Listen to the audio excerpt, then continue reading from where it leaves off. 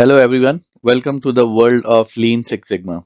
I am Mohit Sharma, your mentor and coach on Lean Six Sigma issues and problems. Today I am going to talk about some statistical tools. Teams have to use these statistical tools while they perform on their Six Sigma or quality projects. In today's video, we are going to talk about normality, run chart, and hypothesis testing. So let's begin this video. Before we get into the Minitab working of what are hypothesis testing and how they are performed, let's understand some of these terms like hypothesis. So, what is a hypothesis? It is a premise or a claim that we want to test. That is a hypothesis. What is a null hypothesis? A null hypothesis is a hypothesis that says there is no statistical significance difference between two variables. It's the currently accepted value of a parameter. So, for example, when we are looking at a parameter of the population of the boys and the girls ratio in India, it is 1000 to 900. So, there is an already established fact which is called HO or null hypothesis. Then somebody wants to challenge that already established fact. So, they will come up with an alternate theory that they want to test, which is known as the alternate hypothesis. So they could say that we have captured recent data and our recent data says it is not 1000 to 900, it is 1000 to 970. That's the alternate hypothesis that the team has to test. So the alternate hypothesis is also called the research hypothesis. So let us take one industry example to understand this better. In a manufacturing organization, there are two machines which are producing jam bottles with 200 grams of jam in each bottle. The null hypothesis is that both of these machines are producing the same weight of jam bottles, and the alternate hypothesis is mean weight of jam bottles of machine 1 is not equal to the mean weight of jam bottles of machine 2.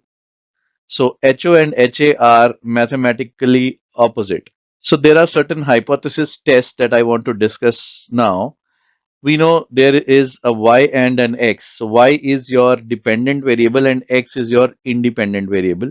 So y is dependent on the x. So we want to test whether this x is significantly impacting the project y or not. These x's are the potential root causes and y is your project goal. So y could be two types, continuous and discrete, and your x could also be of two types, continuous and discrete. So when your y is continuous and your x is continuous, we use simple linear regression. When your y is discrete and your x is continuous, we use logistics regression.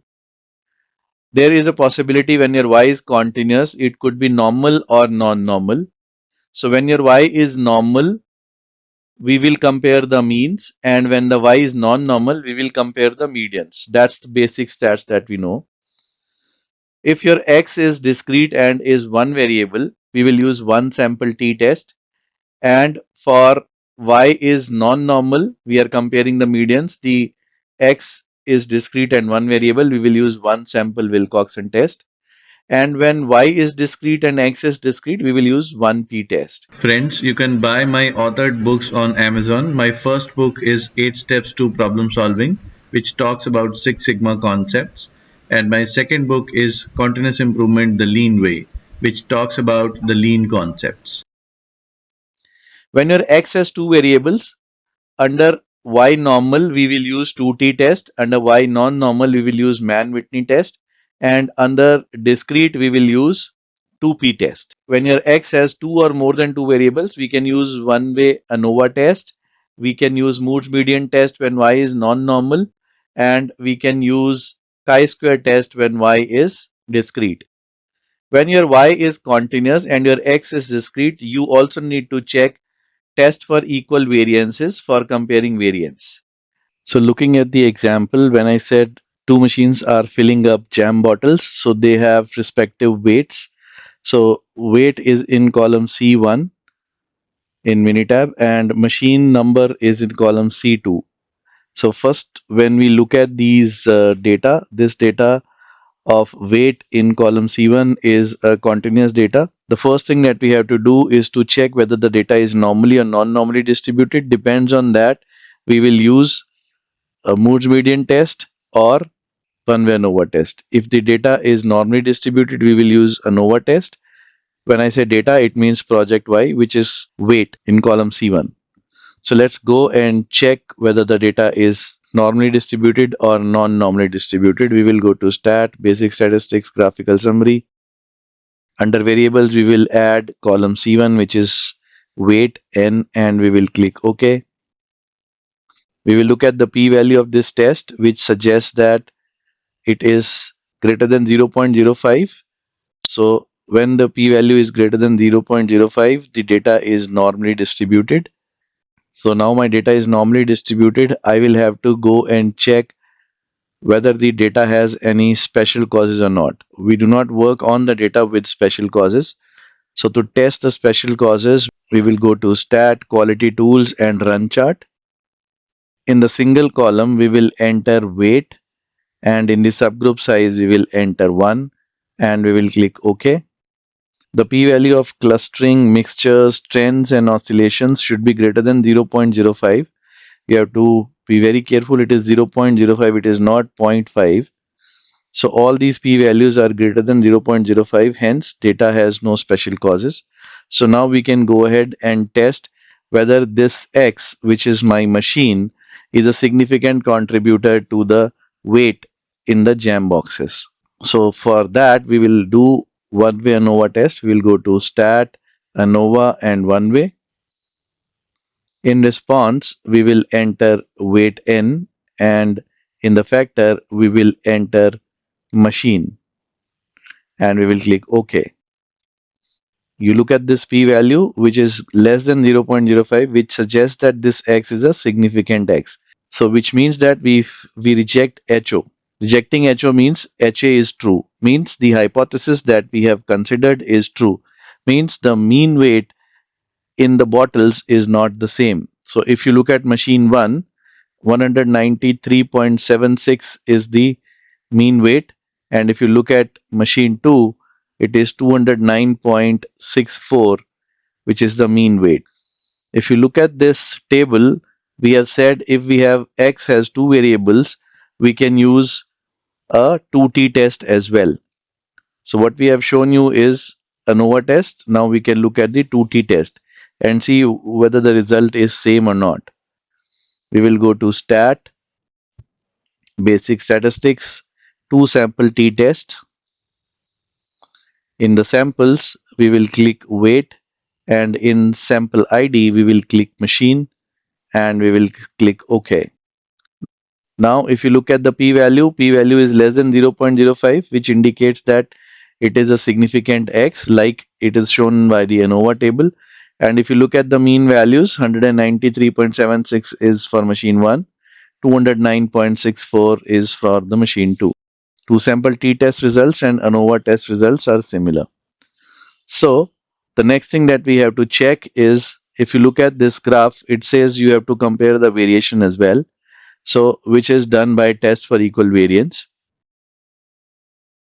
Friends, you can buy my authored books on Amazon. My first book is 8 Steps to Problem Solving, which talks about Six Sigma concepts. And my second book is Continuous Improvement the Lean Way, which talks about the lean concepts. The path for test for equal variance is, you will go to stat, ANOVA, and test for equal variance.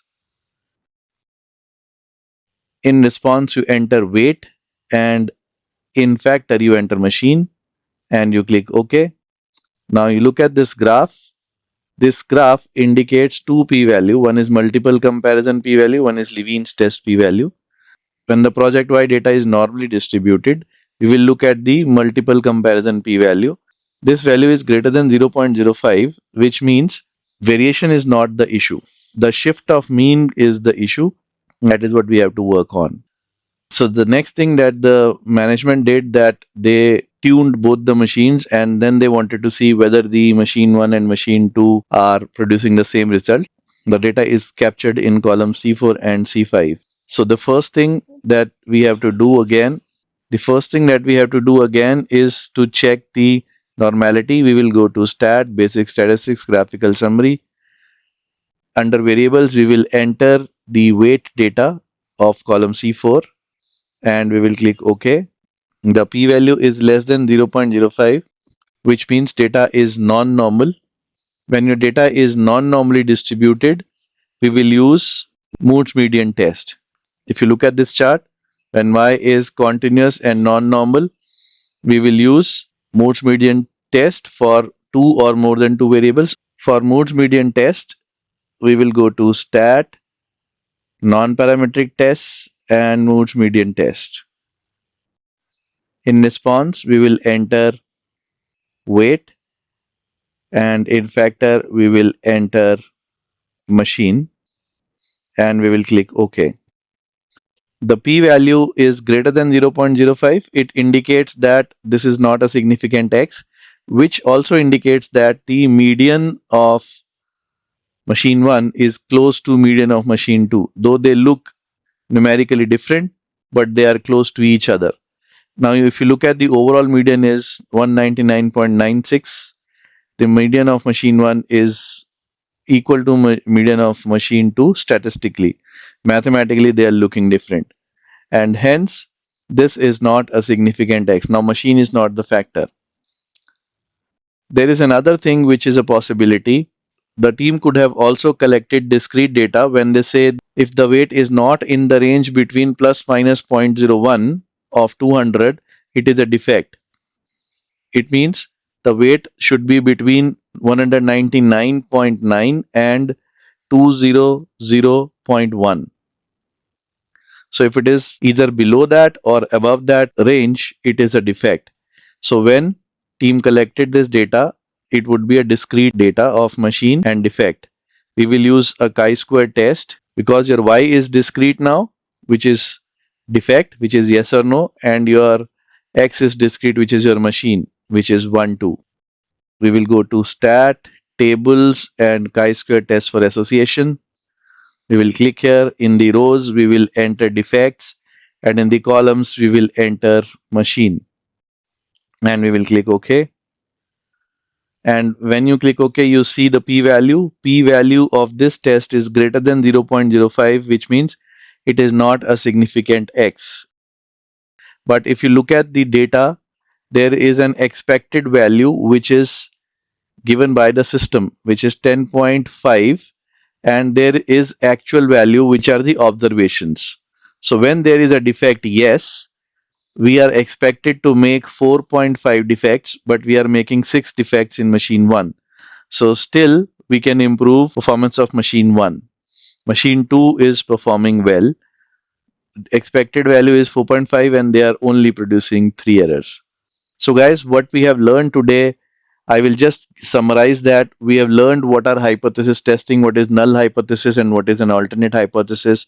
And then what we learned was when your project Y is continuous and your X are discrete, what type of tests you will perform.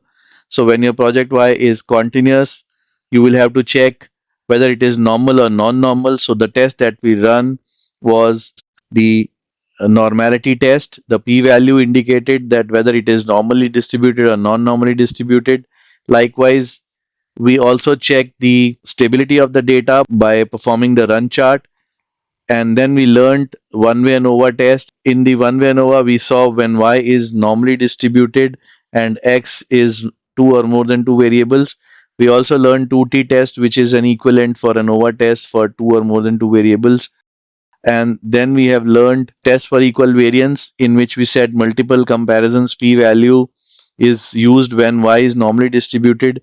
If the y would have been non-normally distributed, like in my second case, we would have seen the Levene's test p-value. That value should be less than 0.05 to say that this is significant x. And then we have learned about Moore's median test, and in the end we have also seen what is the chi-square test and how it can be performed. So with this, I will end today's video. I will bring up more interesting and knowledgeable videos on quality and Six Sigma pretty soon. Till then, take care. Bye-bye.